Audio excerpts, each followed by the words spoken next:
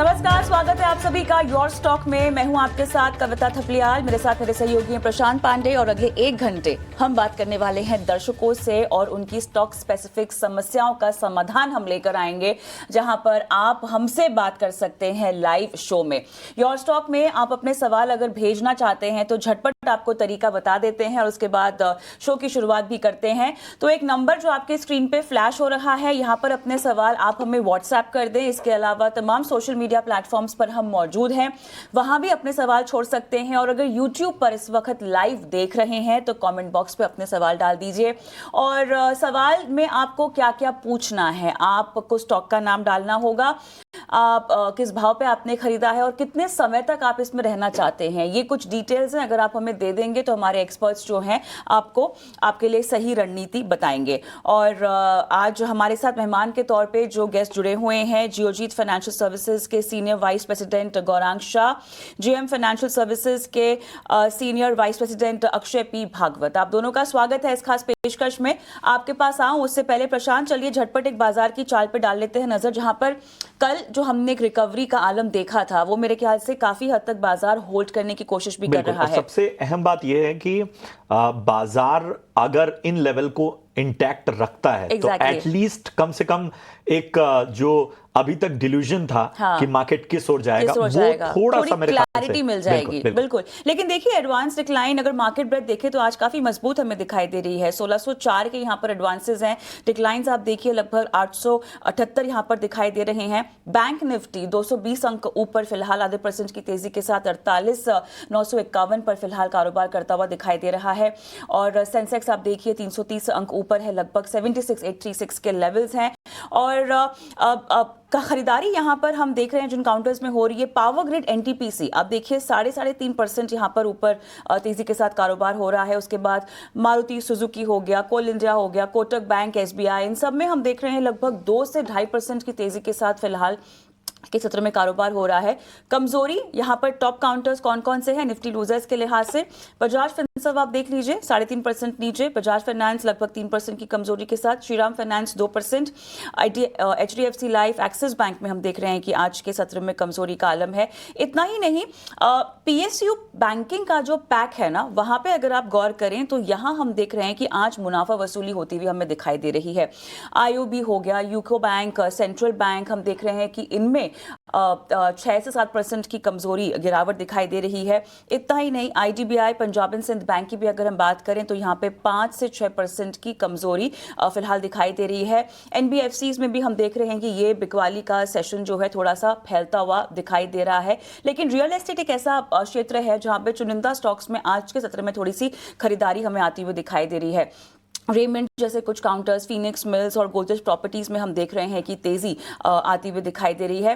Power stocks हमने देख ही लिए, टॉप काउंटर्स में फिलहाल शामिल हैं। फार्मा पैक आज के सत्र में थोड़ा सा बिकवाली के चपेट में आता हुआ दिखाई दे रहा है। ऑलराइट, अब चलिए हमारे एक्सपर्ट से भी एक बातचीत करते हैं और बाजार की इस रिकवरी को होल्ड करने की कोशिश कितनी कामयाब रहेगी जानते हैं। गौरांग, आपके पास मैं आऊंगी, बताइएगा। बहुत बहुत धन्यवाद कविता, इस मंच पर आमंत्रित करने के लिए सभी को प्रणाम और शुभ प्रभात हमारी तरफ से। और मेरे ख्याल से ज्यादातर दबाव जो था बाजार में पिछले कुछ दिनों में, जो निचले स्तर हमने देखे हैं, वहां से शायद बाजार उभरने का प्रयास करेगा। लेकिन निर्णायक तरीके से कहना कि हम अब यहां से ऊपर के तरफ के दायरे ही देखेंगे वो थोड़ा मुश्किल है। कुछ अहम कारण है। अगले हफ्ते राष्ट्रपति ट्रंप शपथ और ऑफिस ग्रहण करेंगे, उसके पश्चात 1 फरवरी को हम बजट की घोषणा भी सुनेंगे। तो शायद थोड़ा बहुत उतार चढ़ाव भरा माहौल रहेगा, ऐसा हम मानते हैं। 23,000 23,200 ये 2 निचले स्तर है जहां पर शायद बाजार प्रयास करेगा थोड़ा बहुत ऊपर के तरफ उभरने के लिए। और ऊपर के तरफ की बात करें तो 23,400 और 23,500 ये 2 पड़ाव ऊपर की तरफ है जहां पर थोड़ा भारीपन महसूस होने की संभावना है। लेकिन क्योंकि तीसरी तिमाही के नतीजों का सिलसिला चल रहा है तो स्टॉक स्पेसिफिक मेरे ख्याल से ज्यादा हरकत होती हुई आपको दिखाई देगी। तो अगर स्तरों की बात करें तो खासतौर पर अगर निफ्टी की बात की जाए तो आपको 23,400 और 400 के ऊपर तक के लेवल्स का विशेष रूप से ध्यान रखना है। जो सपोर्ट लेवल है वो 23,200 का है और बाजार जो है वो या इन अहम स्तरों पर अपने आप को आगे के मोमेंटम और सपोर्ट लेता हुआ नजर आ सकता है। चलिए अब बढ़ते आगे, पहले कॉलर को अपने साथ जोड़ते हैं। परशुराम जी हमारे साथ जुड़े हुए हैं। परशुराम जी नमस्कार, कहाँ से बात कर रहे हैं? सर मैं तो बंगाल से बात कर रहा हूँ जी बताएं, क्या मदद की जाए आपकी? JSW इंफ्रा में मेरा 100 शेयर है सर, 300 के प्राइस पे। ठीक है, कितना समय दे सकते हैं आप JSW इंफ्रा में, क्योंकि थोड़ा ऊपरी स्तरों की खरीदारी आपकी? इसमें 2 से 3 साल तक मैं समय दे सकता हूँ। ठीक है, ठीक है। तो इसमें क्या मैं एवरेज कर सकता हूँ? कर सकता हूँ तो किस प्राइस पे करूँ? ठीक है, अक्षय मैं आपके पास आना चाहूँगा।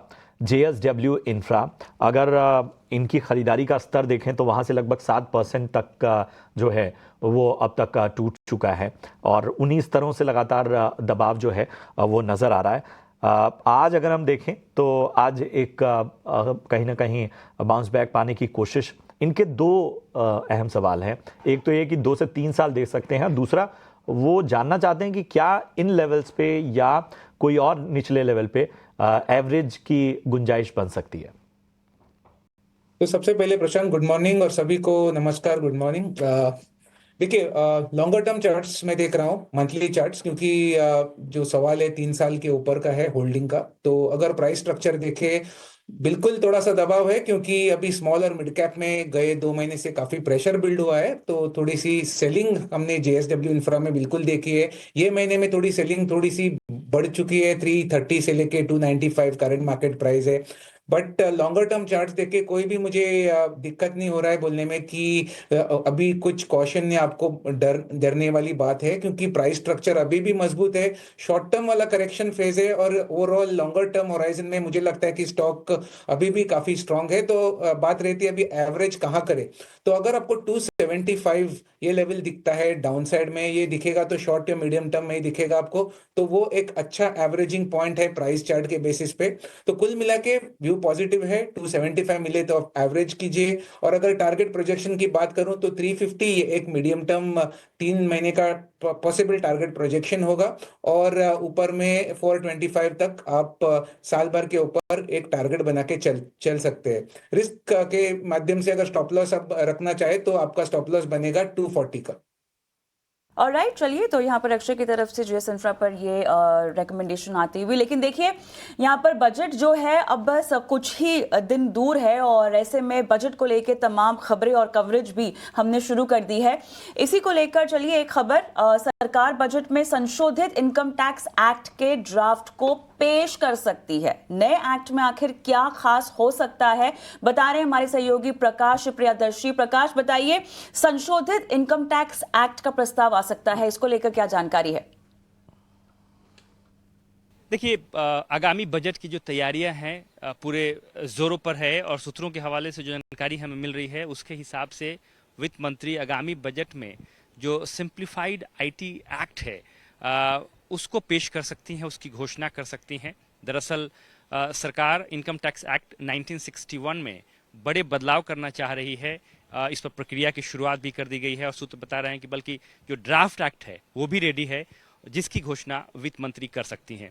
ये काफ़ी सिग्निफिकेंट डेवलपमेंट है, क्योंकि सरकार ये चाहती है कि जो बदलाव किए जा रहे हैं उसके जरिए जो प्रोसेस है उसको आसान बनाया जाए, कंप्लायंस का बर्डन कम किया जाए, जो रिडंडेंट लॉज हैं उसको ख़त्म किया जाए। हालांकि इसमें इंपॉर्टेंट बात ये है, जो कि ध्यान रखने वाली बात है, वो ये है कि जो टैक्स रिलेटेड चेंजेस हैं या जो टैक्सेशन से संबंधित जो पॉलिसी है उसमें बड़े बदलाव नहीं होंगे, वो इस अमेंडमेंट का हिस्सा नहीं है, बल्कि प्रोसेस प्रोसीजर उसको सिंप्लीफाई करने की कोशिश की जा रही है। जो लैंग्वेज है उसको आसान बनाने की कोशिश की जा रही है। इससे संबंधित जो प्रयास है सरकार ने शुरू कर दिए थे और अब जो ड्राफ्ट एक्ट है वो रेडी है, जिसकी घोषणा आगामी बजट में वित्त मंत्री कर सकती हैं कि इसको कैसे इम्प्लीमेंट किया जाएगा, इससे संबंधित जो रोड मैप है वो पेश कर सकती हैं। जैसा कि आपको पता है कि जो लास्ट ईयर बजट सरकार ने पेश किया था चुनाव के बाद, जो पहला फुल फ्लेज बजट था, उसमें IT एक्ट को रीराइट करने, उसके लैंग्वेज को सिंप्लीफाई करने, कंप्लायंस संबंधित जो बर्डन है उसको कम करने से संबंधित घोषणा वित्त मंत्री ने की थी ताकि जो लिटिगेशन है टैक्स से संबंधित उसमें कमी लाई जाए। उसके बाद प्रक्रिया की शुरुआत की गई थी। अब ड्राफ्ट एक्ट जो है वो रेडी है, जिसकी घोषणा वित्त मंत्री कर सकती है, जिसपे ज़्यादा फोकस इस बात पर ही है कि जो प्रोसेस है उसको सिंप्लीफाई किया जाए और टैक्स रेट से संबंधित बड़े बदलाव इसमें नहीं देखने को मिलेंगे। ऑब्जेक्टिव ये है कि जो वैसे कानून, प्रोसेस और प्रावधान जो कि रिडंडेंट हो चुकी है, जिसकी ज़रूरत अब नहीं है, उसको ख़त्म किया जाए, इस पूरी प्रक्रिया को आसान बनाया जाए और ख़ासकर जो TDS है, जो टैक्स डिडक्शन एट सोर्स है, उसको कैसे सिंप्लीफाई किया जाए, इस पर ज़्यादा फोकस होगा। इससे संबंधित घोषणाएं हो सकती हैं, जैसा कि हमें सूत्र बता रहे हैं कि इसको कैसे इम्प्लीमेंट किया जाएगा और जाहिर तौर पर टैक्स पेयर्स के लिए राहत की खबर होगी। चलिए, तो ये बजट एक्सक्लूसिव खबर जो प्रकाश लेकर आए, धन्यवाद प्रकाश आपका तमाम जानकारी के लिए। सूत्रों के हवाले से ये संशोधित इनकम टैक्स का प्रस्ताव आने की संभावना।